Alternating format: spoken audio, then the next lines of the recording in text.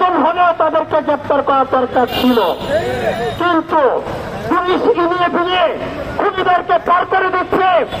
যে আনিসুর খান আমার ভাইকে হত্যা করেছে সে এখনো পাহাড় তবিয়তে আছে।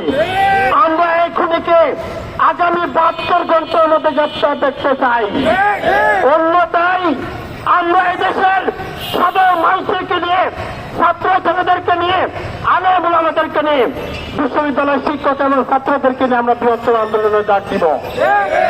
আগামী 72 ঘন্টার মধ্যে অবশ্যই এই খুনিদেরকে গ্রেপ্তার করতে হবে এবং দৃষ্টান্তমূলক শাস্তির ব্যবস্থা করতে হবে। সাংবাদিক বন্ধুগণ, আপনাদের কাছে হত্যার বিচার চেয়ে এবং আমার চাচার যে হৃদয় রক্তকরণ হচ্ছে, যে কষ্টের অনুভূতি ব্যক্ত করেছেন, তা যেন ন্যায় বিচার পায় সে অনুভূতি ব্যক্ত করে আমি